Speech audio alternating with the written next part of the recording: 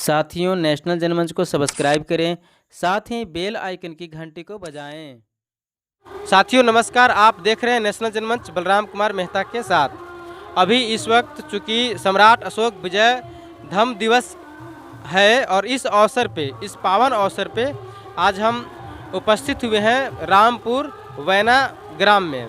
यह रामपुर वैना ग्राम परासी थाना के अरवल ज़िला में पड़ता है और यहाँ पे बहुत बड़ा बुद्ध विहार का निर्माण का कार्य चल रहा है और बहुत बड़ा प्रांगण है और सम्राट अशोक क्लब के बैनर तले बहुत ही बड़ा कार्यक्रम का आयोजन किया गया है, जिसमें कई हजार लोग यहाँ उपस्थित हुए हैं।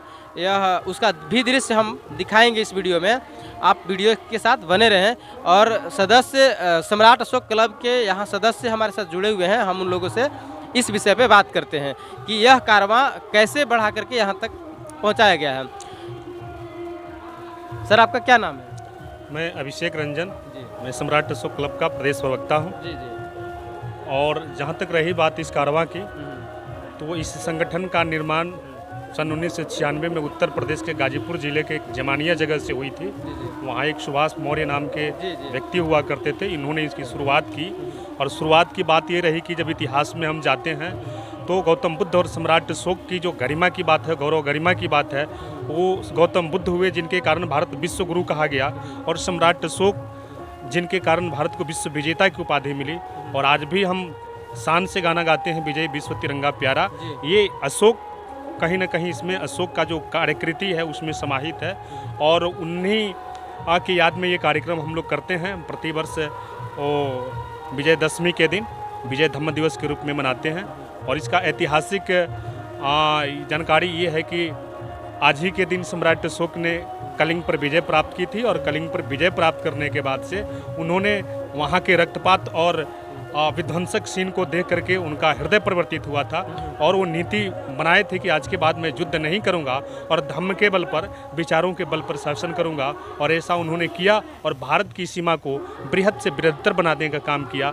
और इसीलिए हम लोग प्रत्येक साल ये विजय धम्म दिवस को मनाते हैं। और सिर्फ यहाँ रामपुर बैना में ही नहीं, वो बिहार के, भारत के विभिन्न जगहों पर आज ये कार्यक्रम आयोजित की जा रही हैं और सैकड़ों लोग हमारे कार्यक्रम को संबोधित कर रहे हैं। हमारे कार्यक्रम में अभी यहाँ रामपुर बैना का जो कार्यक्रम है, वहाँ पटना पीएमसीएच के एनटी के पूर्व विभागाध्यक्ष महोदय उपस्थित थे, जिन्होंने इस विषय पर विचार दिया।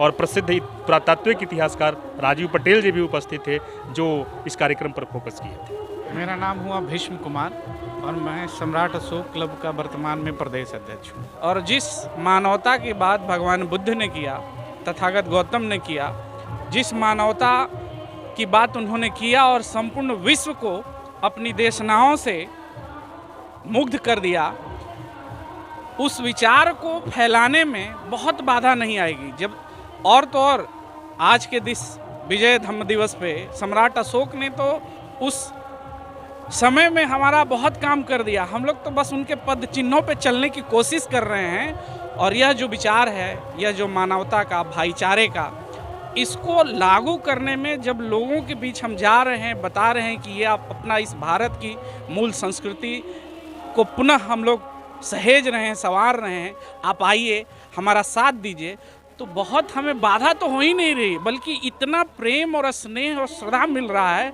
लोगों की निष्ठा हो रही है कि हम उससे बड़ा ही ऊर्जा, एक नई ऊर्जा हम लोगों को मिल रही है। हमारे सारे कार्यकर्ता आप देख रहे हैं, पता कि उनका तो मनोबल और बढ़ रहा है। इसलिए बाधा तो आ नहीं रही, बल्कि हमारा मनोबल बढ़ रहा है और नई ऊर्जा का संचार हो रहा है। और संपूर्ण बिहार नहीं, संपूर्ण भारत ही नहीं, संपूर्ण विश्व में पुनः हम लोग इस विचारधारा को लाएंगे और वसुधैव कुटुंबकम और जो अमन शांति की बात है पूरे विश्व में, इसको हम लोग कोशिश करेंगे कि यहाँ से पुनः बिहार की धरती से पुनः जाए और ये जागृत हो और सब जगह अमन शांति हो स्थापित। तो देखिए कैसे सम्राट अशोक और तथागत गौतम बुद्ध का जो विचारधारा है वह आम जनमानस में फैलने लगा है। मेरा नाम बैजनाथ वर्मा जी।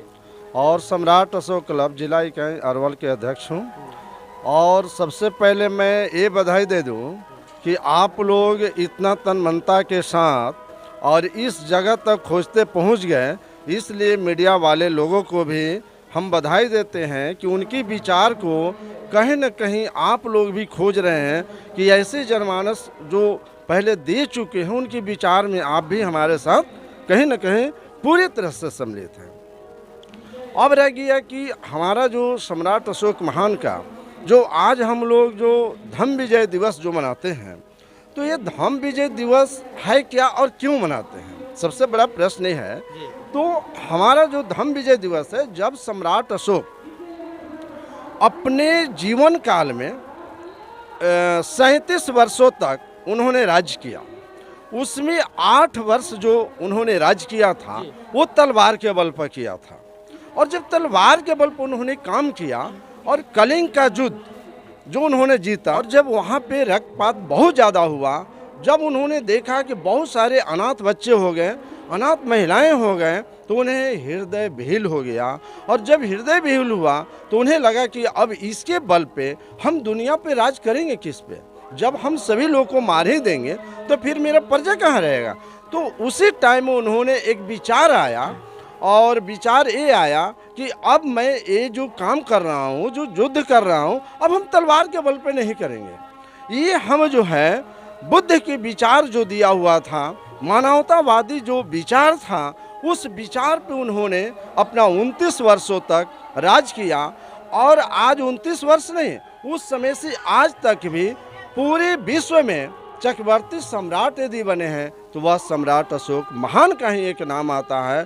तो हम जो उनके विचार को लेके चले हैं, जो आज कहीं न कहीं किसी तथाकथित लोगों के द्वारा उस पर धूल रख दिया गया है, उसको हम लोग साफ करके उनके विचारों को हम पुनः फिर जो है इस भारत में जन जन तक पहुंचाने के लिए सम्राट अशोक क्लब भारत, पूरे भारत में नहीं अपितु पूरे विश्व में हम लोग की ये संगठन काम करेगी और सभी लोगों को मानवता का पाठ पढ़ाएंगे। क्या सत्य है और क्या असत्य है, क्या हो रहा है और क्या होना चाहिए, इस विषय पे हम लोग काम कर रहे हैं। सम्राट अशोक की जो शासन पद्धति थी उस पे हम आपसे कुछ जानना चाहते हैं। देखिए, सम्राट अशोक के शासन पद्धति को समझने के लिए आज हमें वर्तमान भारत के संविधान को समझ लेना होगा। मैं ये कहूँ कि जो आज वर्तमान भारत का संविधान है वो सम्राट अशोक के शासन नीतियों पर आधारित संविधान है। और जिस तरह से सम्राट अशोक ने अपने संविधान में, अपने शिलालेखों में प्रजा पर कैसे काम किया जाए, उन्होंने सबसे बड़ी खासियत ये थी कि जैसा विचार, जैसा व्यवहार उन्होंने जनता से चाहा वैसा पहले खुद करके दिखाया और फिर इसको आदेश और अध्यादेश बना करके लोगों को लागू किया। तो सम्राट अशोक पहले खुद पर उसको लागू किया, फिर अन्यों पर लागू किया। और सम्राट अशोक का जो संविधान था, शासन प्रणाली थी, वो किसी लौकिक या दैवी शक्ति पर आधारित नहीं थी। ठीक उसी बात को आधार मान करके आज़ादी के बाद संविधान बना, तो संविधान निर्माताओं ने भी अपने संविधान में किसी दैवी शक्ति को जगह नहीं दिया और ये कहा कि ये भारत का जो संविधान है हम भारत के लोगों के द्वारा, भारत के जनता के लिए बना रहे हैं। और भारतीय संविधान किसी व्यक्ति विशेष के लिए उत्तरदायी नहीं है, किसी संप्रदाय के लिए उत्तरदायी नहीं है, वो व्यक्ति उसके विचारों और उसके गरिमा के प्रति उत्तरदायी है।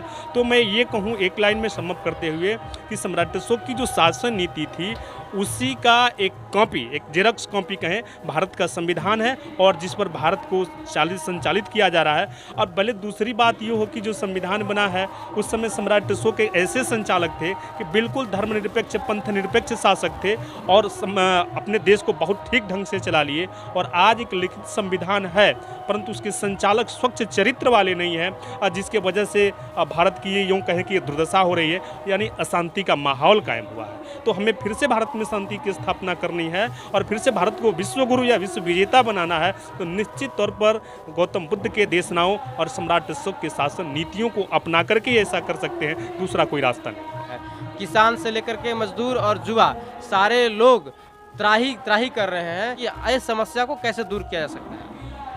और देखिए, सम्राट अशोक की ये पहली नीति थी, उनके एक मैनिफेस्टो कहा जाए, मैनिफेस्टो में ही था कि इस कदर शासन किया जाए कि जनता खुशहाल रहे। वो एक चर्चा आती है कि जैसे आज भी हमारे वक्ता लोग जीएसटी पर बात कर रहे थे, टैक्स की बात कर रहे थे, तो सम्राट अशोक के काल में एक ऐसी समस्या आई थी कि वहाँ वो ये बताया गया कि कुछ लोगों ने उन्हें सजेस्ट किया कि टैक्स को बढ़ा दिया जाए, राजकीय कोष को बढ़ाने के लिए टैक्स को बढ़ा दिया जाए। तो तुरंत सम्राट अशोक ने इसका विरोध किया और बोला कि नहीं, टैक्स बढ़ाने से जनता में फिर असंतोष की भावना आएगी और हमारे प्रति मतलब कि शासकों के प्रति एक असंतोष की भावना होगी। इसलिए निदान स्वरूप उन्होंने कहा कि टैक्स का अमाउंट न बढ़ा करके टैक्स देने वालों की संख्या बढ़ाई जाए और टैक्स को कम कर दी जाए। परंतु आज के परिप्रेक्ष्य में एकदम बिल्कुल उल्टा हो रहा है। टैक्स देने वालों की संख्या भी हमें लगता है कि कम होते जा रही है। कुछ आम लोग ही टैक्स दे पा रहे हैं, साधारण लोग ही टैक्स दे रहे हैं और जो पूंजीपति टाइप के लोग हैं वो टैक्स से वंचित होते जा रहे हैं और टैक्स जो बढ़ते जा रहा है। जैसे भी हमारे वक्ताओं ने बताया कि डीजल पेट्रोल पर कैसे टैक्स बढ़ाए जाते हैं। किसान के खेती पर भी आंकड़ा आया, किसान मंच से लोग आए थे कि हमारी लागत कितनी है, हमारी आय कितनी है और हमें क्या भाव निर्धारित किया जा रहा है। तो इस तरह से सम्राट अशोक के शासन नीतियों को हम लागू करके सबको खुशहाल बना सकते हैं, चाहे वो युवा हो या फिर किसान हो। सम्राट अशोक का अपने वंशजों के लिए, अपने पत्र प्रपत्रों के लिए क्या संदेश था, ये जानना। वो अपने वंशजों के लिए बहुत सारे संविधान अपने शिलालेखों पर लिखवाए थे, लेकिन उसमें एक महत्वपूर्ण जो शिलालेख लिखवाए थे अपने लोगों के लिए कि वो लिखे थे, वो पाली भाषा में है कि अय मेरे पुत्रों और परपत्रों, आप महास्थवीर और शासक बनो। और इसका मतलब वो पहले अपने लोगों को ये बताए थे कि पहले आप मानवतावादी बनो, मानवता का पाठ पढ़ाओ, मतलब आदमी के दिलों पर राज करो। और जब दिल पर राज करने लगोगे, वैचारिक परिवर्तन कर लोगे, उसको बिना किसी भय के कारण जब अपने आप में विश्वास पात्र बना लोगे तो तुमको शासक बनने में कोई दिक्कत नहीं होगी, आप शासक बन जाओगे। आप सभी लोगों को बहुत बहुत धन्यवाद।